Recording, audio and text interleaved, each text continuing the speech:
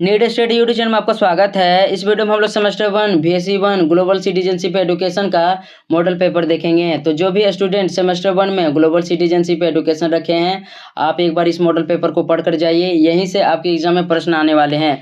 तो चलते हम लोग देखते हैं आपके एग्जाम में ग्लोबल सिटीजनशिप एजुकेशन में किस प्रकार से प्रश्न रहेगा और कौन कौन से प्रश्न आएंगे। तो जो आपका ग्रुप ए वाला प्रश्न रहेगा, इसमें आपका 5 प्रश्न दिया हुआ रहेगा। पाँचों प्रश्न एक अंक का होगा, जिसका उत्तर आपको कम से कम एक वर्ड या एक सेंटेंस में देना होगा, जो कहीं ना कहीं आपको पहले भी पता होगा।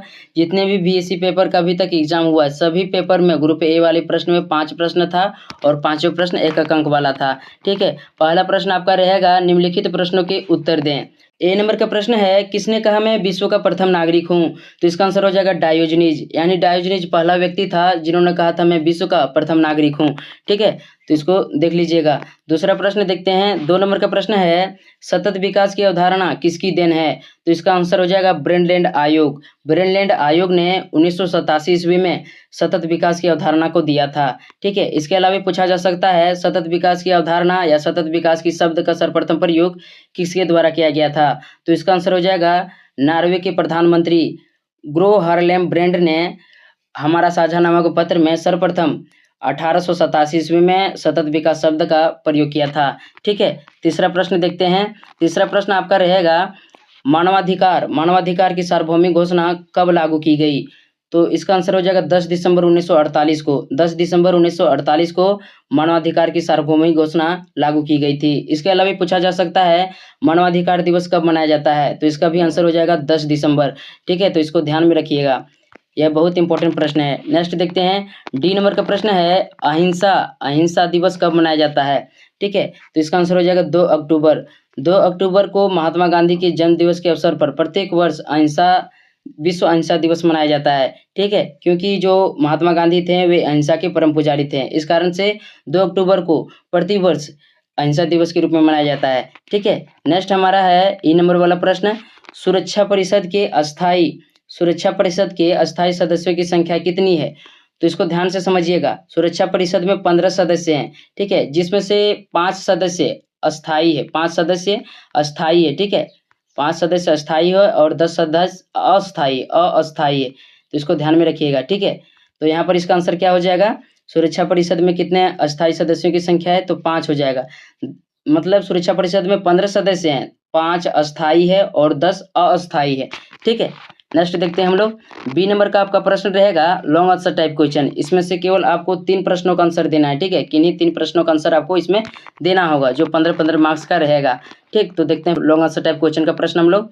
इसमें रहेगा आपका किन्हीं 3 प्रश्नों के उत्तर दें। पहला प्रश्न है, वैश्विक नागरिकता शिक्षा क्या है? इसके महत्व एवं प्रकारों का वर्णन करें। तो यह बहुत इंपॉर्टेंट प्रश्न है, इसी से आपके एग्जाम में प्रश्न आएगा। ठीक है, तो इसका आंसर तैयार कर लीजिए जल्दी से। अगला प्रश्न है, सतत विकास क्या है? इसकी अवधारणा, उद्देश्य एवं प्रकारों का वर्णन करें। तो ये वीवीआई में लिख लीजिए, इससे संबंधित आपके एग्जाम में प्रश्न आने वाला है। तो है, इसी मॉडल पेपर से आपके एग्जाम में प्रश्न आएगा। ठीक है, नेक्स्ट देखते हैं हम लोग। 4 नंबर का प्रश्न है, विश्व शांति और सुरक्षा का अर्थ, महत्व एवं सिद्धांतों का वर्णन करें। तो जितना भी प्रश्न मैं बता रहा हूँ इस मॉडल पेपर में सभी इंपॉर्टेंट है। ठीक है, तो इसको देख लीजिए, विश्व शांति और सुरक्षा का अर्थ, महत्व एवं सिद्धांतों का वर्णन करना है। नेक्स्ट देखते हैं हम लोग। 5वां प्रश्न है, मानवाधिकार की सार्वभौमिक घोषणा 1948 के विशेष संदर्भ में इसके महत्व का वर्णन करें। तो यह बहुत इंपॉर्टेंट है, इसी टॉपिक से आपके एग्जाम में प्रश्न आएगा। ठीक है, नेक्स्ट देखते हैं हम लोग। 6ठा प्रश्न आपके एग्जाम में आ सकता है, हंस जे मार्गेनथाउ का विश्व राज्य सिद्धांत का वर्णन करें। तो यह बहुत इंपॉर्टेंट है, किसी भी प्रश्न को आपको नहीं छोड़ना है। ठीक है, 7वां प्रश्न है, वेंडेल विकली के वैश्विक विचारों का वर्णन करें। वेंडेल विकली के वैश्विक विचारों का वर्णन करें, तो बहुत इंपॉर्टेंट है। ठीक, 8वां प्रश्न रहेगा आपका, मार्शल मैक्लुहान की वैश्विक गांव की अवधारणा की व्याख्या कीजिए। मार्शल मैक्लुहान की वैश्विक गांव की अवधारणा की व्याख्या कीजिए। ठीक है, 9वां प्रश्न आपका रह सकता है संक्षिप्त टिप्पणी पर, जिसमें से भूमंडलीय तापन, ओजोन परत का क्षय, वनोन्मूलन, सीमा विवाद, इसी प्रकार से वैश्विक समस्याएं रहेगा, जिसके बारे में आपका प्रश्न आ सकता है। ठीक है, तो ग्लोबल सिटीजनशिप एजुकेशन के लिए मैंने एक अलग व्हाट्सएप ग्रुप बनाया है, आप उस व्हाट्सएप ग्रुप में जुड़ जाइए, क्योंकि ग्लोबल सिटीजनशिप एजुकेशन से संबंधित बहुत ही कम प्रश्नों का आंसर जल्दी से मिल पाता है।